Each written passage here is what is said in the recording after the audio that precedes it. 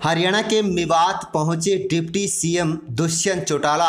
बता दें, गुरुग्राम अलवर राष्ट्रीय राजमार्ग 248 से नूंह से राजस्थान सीमा तक स्टेट हाईवे का दर्जा देते हुए इसका चौड़ीकरण किया जाएगा।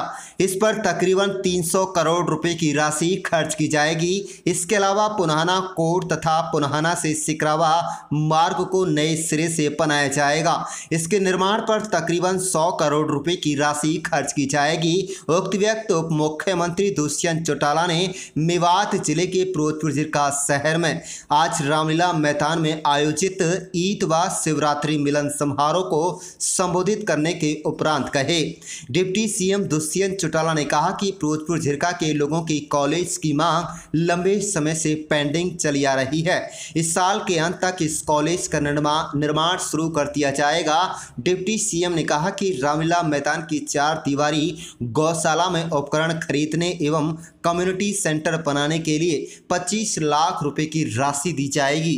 जननायक जनता पार्टी नेता दुष्यंत चौटाला ने कहा कि जब तक वह गठबंधन की सरकार का हिस्सा हैं तब तक मेवात में विकास की जिम्मेदारी उनके कंधों पर है। उन्होंने मेवात के विकास को रुकने नहीं दिया जाएगा। डिप्टी सीएम ने कहा कि मेवात जिले के सभी 7 खंडों में MSME सेंटर बनाए जाएंगे ताकि यहां के युवा अपने कौशल को वहां जाकर निखार सकें। इसके अलावा उन्होंने कहा कि मेवात जिले की डिमांड को देखते हुए यहां पर एक MSME का IT हब बनाया जाएगा ताकि यहां के शिक्षित युवा कंप्यूटर इत्यादि का प्रशिक्षण लेकर गुरुग्राम जैसे पड़ोसी जिलों में आसानी से नौकरी हासिल कर सकें। आपको बता दें, प्रदेश के उप मुख्यमंत्री दुष्यंत चौटाला ने पत्रकारों से बातचीत करते हुए कहा कि हरियाणा में स्टाफ की कमी है, जल्दी ही कई भर्तियां की जा रही हैं, उसके बाद स्टाफ की कमी को दूर किया जाएगा। सरकार मेवात के विकास के पूरी तौर पर दिन रात काम कर रही है और इसके लिए एक नहीं अनेक सड़कों के प्रोजेक्ट जो बहुत लंबे समय से पेंडिंग थे उन पे कार्य शुरू है।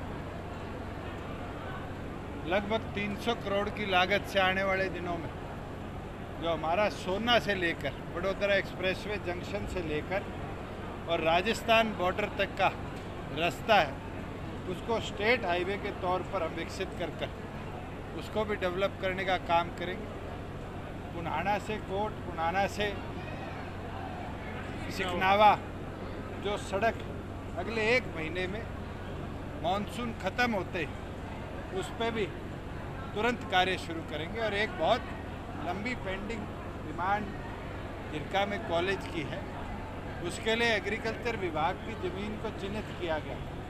जल्द से जल्द उसको एजुकेशन डिपार्टमेंट को ट्रांसफ़र कराकर इस साल, इस वर्ष के अंदर उसका भी निर्माण कार्य हमारी सरकार शुरू करने का काम है।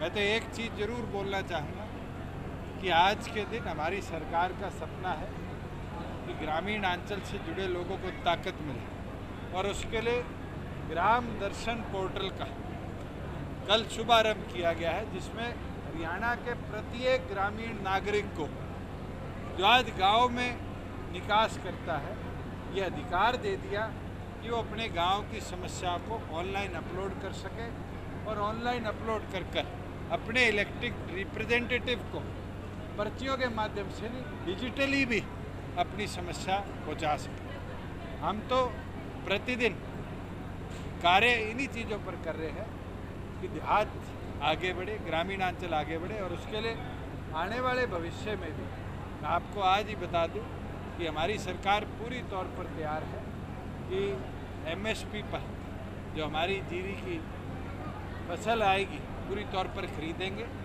जो बाजरा का किसान है उसको भावांतर योजना के तहत प्रोक्योर करने का काम करेंगे और उसके साथ साथ बची जो दालन तेलन की फसलें हैं उनको MSP पर प्रत्येक मंडी पर हम खरीदने का काम करेंगे। के अंदर कल हमारे पास प्रपोजल आया था कि JBM नामक एक कंपनी इलेक्ट्रिक बसेस का प्लांट लगाएगी जो आने वाले समय में हजारों युवाओं को रोजगार भी देगी और नॉर्थ इंडिया का पहला इलेक्ट्रिक बस असेंबली यूनिट बनेगा। कल हमारी जो HEPB है, जो हमारा प्रमोशन बोर्ड है, उसकी बैठक हुई थी और उसको हरी झंडी दे दी गई है। 650 करोड़ की लागत से ज़्यादा का वो प्रोजेक्ट है और लगभग 6000 के आसपास युवाओं को वो रोज़गार देगा। बड़ी खुशी हुई कि JBM ने ऑप्ट किया कि वहाँ 75% हरियाणा के युवाओं को वो रोज़गार देगा और उसके लिए हमने ये फैसला लिया है कि 48,000 रुपया, 4,000 रुपया प्रति व्यक्ति प्रति माह अगर वो 75% हरियाणा के नागरिकों को रोजगार देते हैं तो हमारी सरकार उनको एड के तौर पर देने का।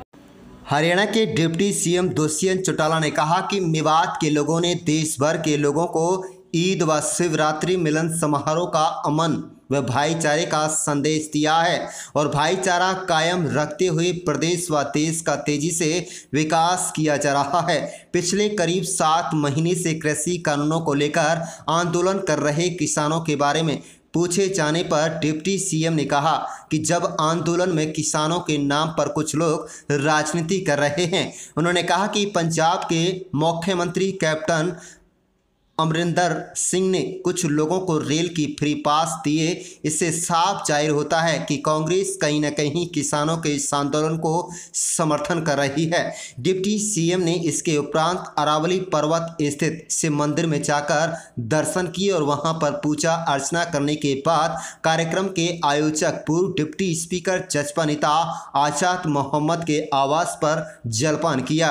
कुल मिलाकर ईद व शिवरात्रि मिलन समारोह से मेवात के लोगों को जितनी बड़ी उम्मीद थी उससे कुछ खास कामयाबी नहीं मिली।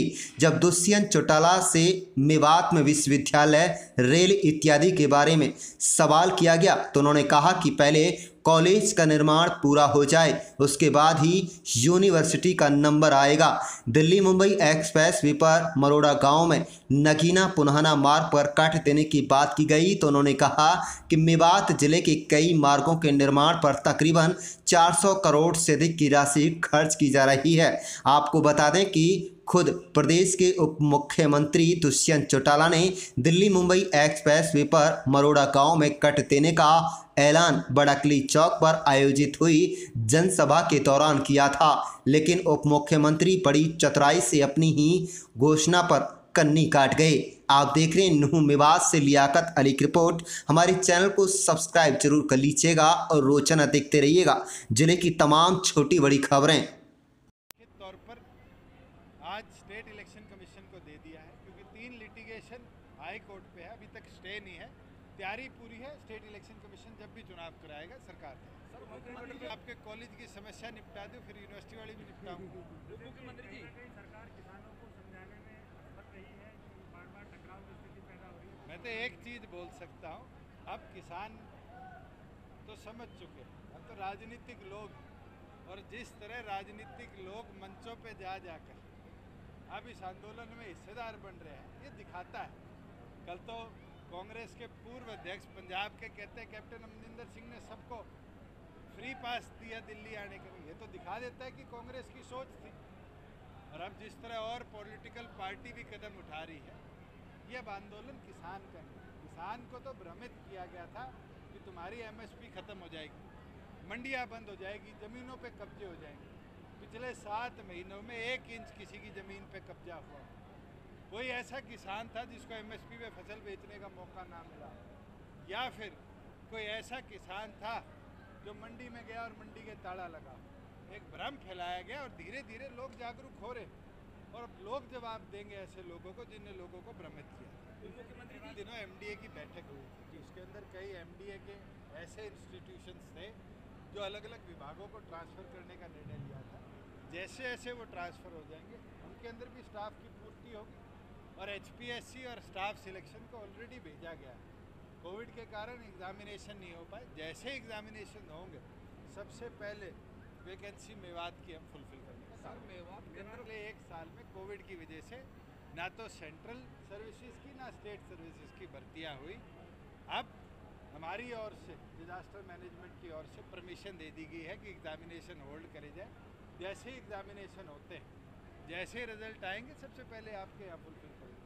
मैं तो आभारी हूँ रामलीला कमेटी का, आजाद मोहम्मद जी का, जिन्हें मिलकर हमारे इस धार्मिक भाईचारे को ईद और शिवरात्रि के तौर पे बनाने का काम किया। और मैं तो आपके माध्यम से भी तमाम प्रदेशवासियों को सावन के इस पहले दिन पर ये जो बारिश हुई है इस खुशहाली की बधाई देता हूं।